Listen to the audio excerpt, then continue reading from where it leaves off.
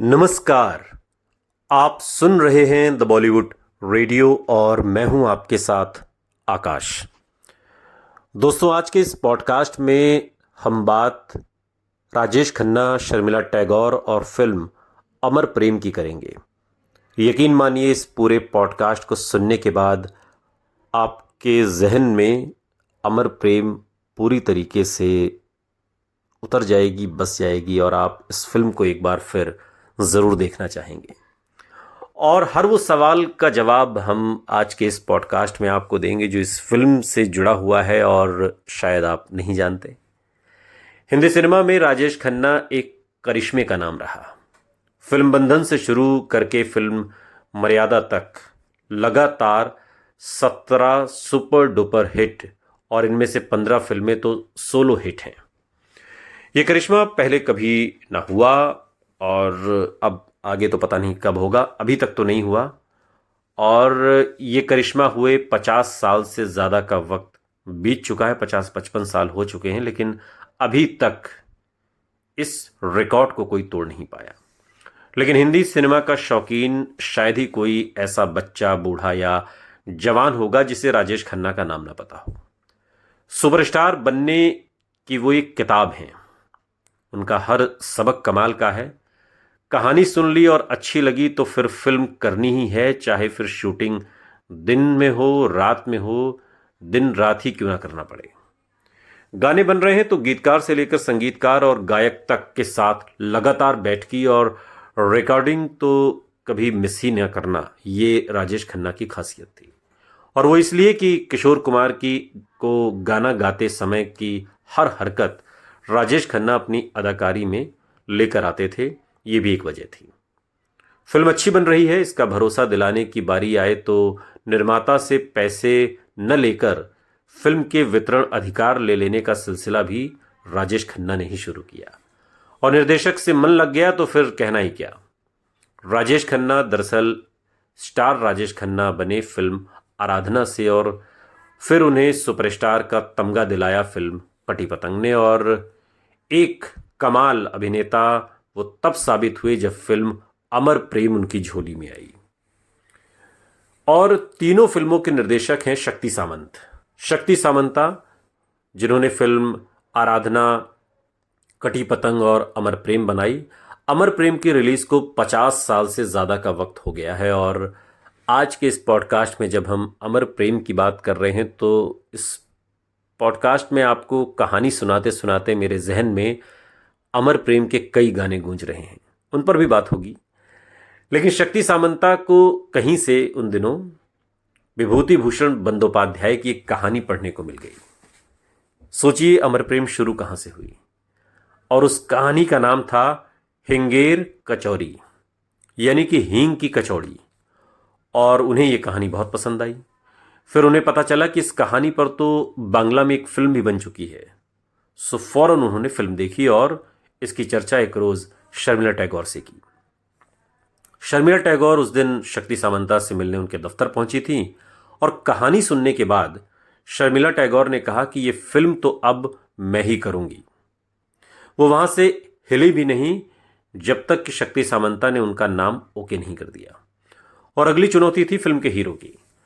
फिल्मों की जानकारी वाली जो तमाम जगहें हैं, जो दस्तावेज हैं, जब उन्हें हमने खंगाला तो एक जगह लिखा हमें मिला कि इस फिल्म के लिए पहले शक्ति सामंता ने राजकुमार से बात की थी। लेकिन ये सही नहीं है। शक्ति सामंता ने इस बारे में खुद एक बार एक इंटरव्यू में बताया कि मैंने काका को जब फिल्म की कहानी फ़ोन पर सुनाई तो वो छूटते ही बोले कि ये फिल्म मैं करूँगा, आपको कितनी डेट्स चाहिए। मैंने कहा कि काका तुम तो लगातार बिजी हो शूटिंग में, तुम्हारे पास डेट्स कैसे होंगी। मुझे तो हर उस दिन तुम्हारी ज़रूरत पड़ेगी जिस दिन शर्मिला टैगोर की शूटिंग होगी। राजेश खन्ना चुप हो गए। शक्ति सामंता हेलो हेलो बोलते रहे और दूसरी तरफ से कोई जवाब ही नहीं आया। राजेश खन्ना को भी यह एहसास हुआ कि उन्होंने शायद ज़रूरत से ज़्यादा फिल्में हाथ में ले ली हैं और शायद इसी के चलते उन पर जो शक्ति सामंता की ये फिल्म है शायद उन्हें न मिल पाए जिन्होंने उन्हें सुपरस्टार बनाया। लेकिन उस्ताद आखिर उस्ताद ऐसे ही नहीं होता। वो शागिर्द की मनोदशा को तुरंत भांप लेता है। शक्ति सामंता भांप गए कि राजेश खन्ना फिल्म को तो करना चाहते हैं, लेकिन उनके पास फिल्मों की पहले ही इतनी लंबी फेहरिस्त है कि डेट्स कैसे मिलेंगी, तारीख मिलना मुश्किल है। और फिर शक्ति सामंता ने कहा, काका तुम लगातार शूटिंग कर रहे हो, मुझे पता है, लेकिन मुझे यह भी पता है कि तुम शाम 6:30 के बाद शूटिंग नहीं करते, तो मैं तुम्हारे साथ शाम 6:30 के बाद शूटिंग करूंगा। और यहीं से बात बन गई। राजेश खन्ना ने पहली बार अपने करियर में देर रात तक लगातार 6 महीने बस इसी एक फिल्म की शूटिंग की। शक्ति सामंता ने अपनी शूटिंग की पूरी योजना कुछ इस तरह बनाई कि दोपहर 2 बजे शिफ्ट में शर्मिला टैगोर आती, अपने हिस्से की शूटिंग करती, और फिर शाम 6:30 के बाद राजेश खन्ना आते तो दोनों के साथ वाले जो सीन्स होते उनकी शूटिंग होती। फिल्म अमर प्रेम की पूरी शूटिंग स्टूडियो के अंदर हुई। सिर्फ 2 दिन के लिए फिल्म की यूनिट को आउटडोर जाना पड़ा। एक तो फिल्म के पहले सीन के लिए जिसमें शर्मिला टैगोर पर एस.डी. बर्मन का गाया गाना फिल्माया गया है, डोली में बिठाई के कहार, और ये शूटिंग मुंबई के करीब नाला सोपारा नामक एक जगह पर हुई। और दूसरे दिन फिल्म की यूनिट तब बाहर गई जब फिल्म का आखिरी सीन फिल्माया गया कोलकाता में, जहां शर्मिला टैगोर और विनोद मेहरा के रिक्शे वाले सीन शूट किए गए। और देखा जाए तो फिल्म अमर प्रेम की पूरी कहानी का मर्म यही है कि जिन्हें हम सबसे ज़्यादा चाहते हैं उनसे कोई रिश्ता हो ये ज़रूरी नहीं, और हर रिश्ते का नाम नहीं होता। यहाँ पति से दुत्कारी गई पत्नी को शांति पड़ोसी के बेटे में मिली। और फिल्म ये भी बताती है कि पत्नी की बेरुखी का शिकार हुआ पति कहीं ना कहीं अपने मन की बातें कहने का आसरा तलाशी लेता है। फिल्म अमर प्रेम देखा जाए तो पूरा जीवन दर्शन ही है। इस फिल्म में नायक और नायिका के साथ एक बच्चा भी है, और तीनों अपने के तानों से दुखी हैं, और तीनों अपनी अपनी ज़रूरतों के हिसाब से एक दूसरे से जुड़े हुए हैं, और तीनों आपस में प्रेम की एक ऐसी डोरी में बंधे नजर आते हैं जिनका बस एहसास ही आंखों में पानी ला देता है। फिल्म का हीरो आनंद अपनी पत्नी की पार्टियों में मशगूल रहने के चलते एक शाम यूं ही नशे में कोलकाता घूमने निकलता है तो तांगा वाला उसे पहुंचा देता है कोठे के सामने, और कोठे में हालात की मारी पुष्पा को गांव का ही एक धूर्त शख्स बेच गया है। मां की दुत्कारी गई बेटी को लगता है कि यही उसका अब जीवन है, लेकिन उसके स्वरों को अब भी श्याम की तलाश है, और पुष्पा का श्याम आता है आनंद बनकर। वो पूछता भी है, तुम्हारा नाम पुष्पा है? मीरा होना चाहिए। फिल्म अमर प्रेम जिस बांग्ला कहानी पर बनी, इसी कहानी पर बनी थी बांग्ला फिल्म निशी पद्मा, और फिल्म के निर्देशक सौमिक सेन बताते हैं कि ये बांग्ला की बहुत मशहूर फिल्म है, और इसका उच्चारण बांग्ला के मुताबिक निशी पद्दो है।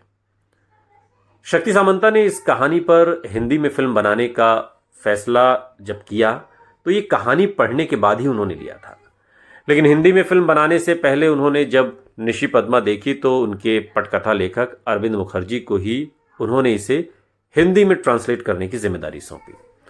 अब अरविंद ने पूरी पटकथा अंग्रेजी में लिखी, और फिर रमेश पंत ने इसमें राजेश खन्ना के डायलॉग, मैंने तुमसे कितनी बार कहा पुष्पा, मुझसे ये आंसू देखे नहीं जाते, आई हेट टीयर्स, उसको लिखते समय आखिर के 3 शब्द वैसे के वैसे ही रख दिए जैसे अरविंद मुखर्जी ने अंग्रेजी में लिखे थे। और बाद में राजेश खन्ना के प्रशंसकों ने जब ये संवाद, ये डायलॉग सुना कि पुष्पा आई हेट टीयर्स बनाकर प्रचलित कर दिया, और अब तो इसे खूब दोहराया जाता है। आज भी लोग इसे भूले नहीं हैं। पूरी फिल्म में राजेश खन्ना का किरदार आनंद अपनी प्रेमिका पुष्पा की आंखों में आंसू ना आने देने की कोशिश में लगा रहता है, और एक सीन में जब पुष्पा को पता चलता है कि उसकी मां तो कब की चल बसी और उसके खर्च के नाम पर उससे खामखा ही पैसे लिए जाते रहे, तो वो टूट जाती है। तब आनंद उसे लेकर हावड़ा ब्रिज के पास जाता है और उसका दिल बहलाता है। पश्चिम बंगाल सरकार से हावड़ा ब्रिज के पास शूटिंग की अनुमति न मिलने पर शक्ति सामंता ने यह गाना भी मुंबई के स्टूडियो में ही शूट किया, और अगर आपने इस गाने को देखा हो तो ऐसा लगता है कि जैसे ये कोलकाता का हावड़ा ब्रिज है, लेकिन ये शूटिंग बम्बई में हुई थी। और अब चूंकि प्रेम का मूल मंत्र है तत् सुखे सुखेत्वम, यानी जिससे आप प्रेम करते हैं उसके सुख में ही आपका सुख है। यहां आनंद तो प्रेम करता है पुष्पा से, लेकिन पुष्पा नंदू से प्रेम करती है, बच्चे से। पुष्पा की खुशी के लिए ही आनंद उसके यहां न आने की बात मान लेता है, लेकिन वो अपने रिश्ते को जग जाहिर करने दिन के उजाले में फिर वहां आ जाता है। नंदू अपनी सौतेली मां से परेशान है और पुष्पा की गोद में संतोष पाता है। दोनों के बीच प्रेम का जो रिश्ता है उसे आर डी बर्मन के संगीतबद्ध किए गए गाने बड़ा नटखट है रे कृष्ण कन्हैया का करे यशोदा मैया के जरिए निर्देशक ने बहुत ही शानदार तरीके से निखारा है। और इस गाने के लिए ही आर डी बर्मन को उनके पिता एस डी बर्मन की डांट भी पड़ी थी, क्योंकि इसकी पहले जो धुन बनी थी वो एस डी बर्मन को जमी नहीं। और फिल्म में नंदू बने बाल कलाकार का काम का जो नाम है वो फिल्म के पोस्टर पर बेबी लिखा मिलता है। हालांकि फिल्म के ओपनिंग क्रेडिट्स में ये नाम बॉबी है और इस बाल कलाकार ने फिल्म एक फूल दो माली में भी बात के दिनों में काम किया। ये एक छोटी सी जानकारी। आर डी बर्मन, आनंद बख्शी और किशोर कुमार के तिकड़ी के बनाए गीतों की भी फिल्म अमर प्रेम एक मिसाल मानी जाती है। किशोर कुमार को हमेशा इस बात पर नाज रहा कि उनके गाए गानों को पर्दे पर जितना बेहतरीन लिपसिंग राजेश खन्ना करते थे उतना शायद कोई और कर नहीं पाता था, या कोई और करता नहीं था, ऐसा वो मानते थे। शर्मिला टैगोर की ये दूसरी फिल्म रही शक्ति सामंता के साथ, जिसमें उन्हें एक उम्रदराज महिला का किरदार करना पड़ा। और इससे पहले वो फिल्म आराधना में भी राजेश खन्ना की मां का किरदार कर चुकी हैं। तब अपने बाल सफ़ेद किए जाने पर उनकी फिल्म के निर्देशक शक्ति सामंता से थोड़ी खटपट भी हुई थी। शर्मिला टैगोर का कहना था कि उनकी मां के तो बाल बिल्कुल सफ़ेद नहीं हुए हैं, फिर वो फिल्म में उनके बाल सफ़ेद क्यों कर रहे हैं। मामला इसलिए भी संवेदनशील हो गया क्योंकि शक्ति सामंता ने तब फिल्म के पहले दिन ही इस सीन की शूटिंग शुरू कर दी। फिल्म अमर प्रेम ने शर्मिला टैगोर का उम्र के चौथपन का ये रूप क्लाइमैक्स के आखिरी सीन्स की जान है।